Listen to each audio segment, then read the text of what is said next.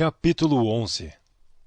Estava, porém, enfermo um certo Lázaro de Betânia, aldeia de Maria e de sua irmã Marta. E Maria era aquela que tinha ungido o Senhor com unguento.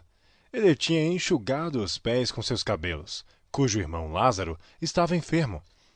Mandaram-lhe, pois, suas irmãs dizer: Senhor, eis que está enfermo aquele que tu amas. E Jesus, ouvindo isto, disse: Esta enfermidade não é para a morte, mas para a glória de Deus, para que o Filho do Homem seja glorificado por ela.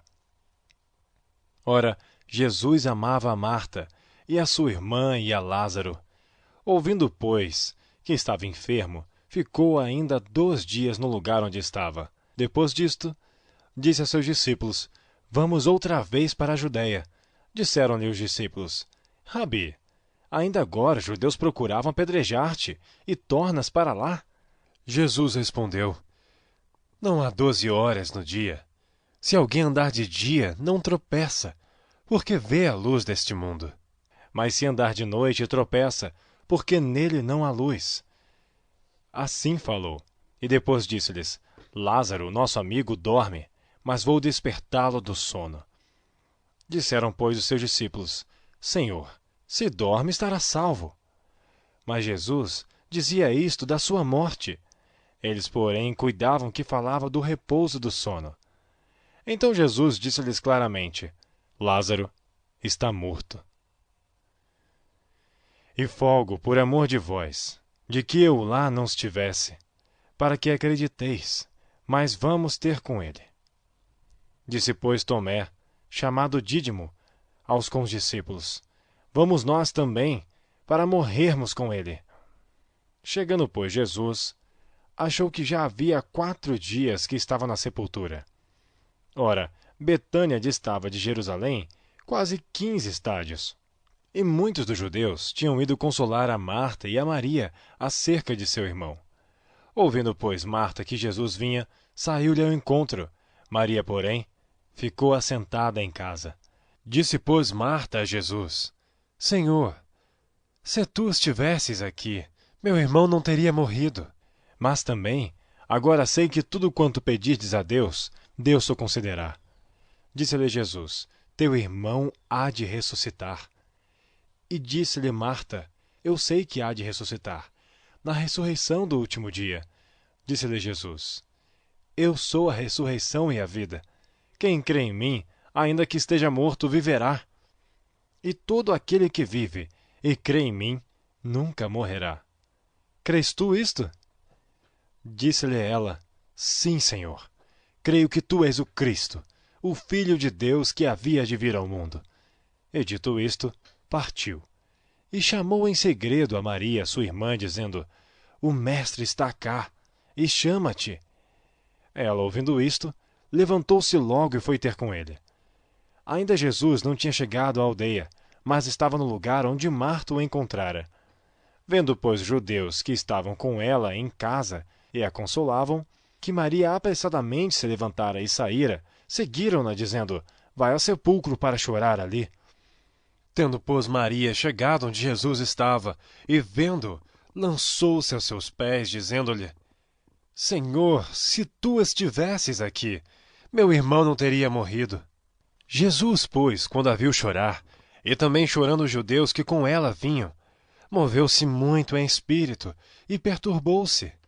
E disse: Onde o puseste? Disseram-lhe: Senhor, vem ver.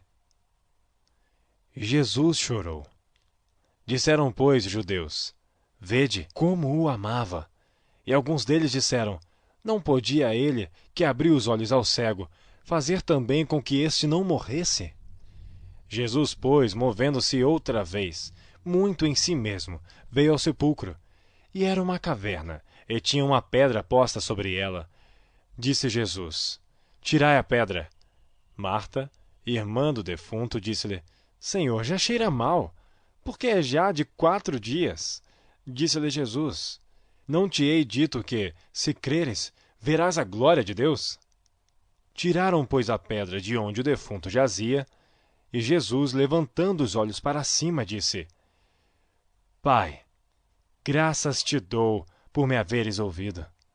Eu bem sei que sempre me ouves, mas eu disse isto por causa da multidão que está em redor, para que creiam que tu me enviaste. E tendo dito isto, clamou com grande voz: Lázaro, sai para fora! E o defunto saiu, tendo as mãos e os pés ligados com faixas, e o seu rosto envolto num lenço. Disse-lhe Jesus: Desligai-o e deixai-o ir. Muitos, pois, dentre os judeus, que tinham vindo a Maria, e que tinham visto o que Jesus fizera, creram nele.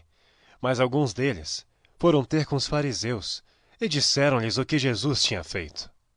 Depois os principais dos sacerdotes e dos fariseus formaram um conselho e diziam: Que faremos? Porquanto este homem faz muitos sinais. Se o deixamos assim, todos crerão nele e virão os romanos e tirar-nos-ão o nosso lugar e a nação.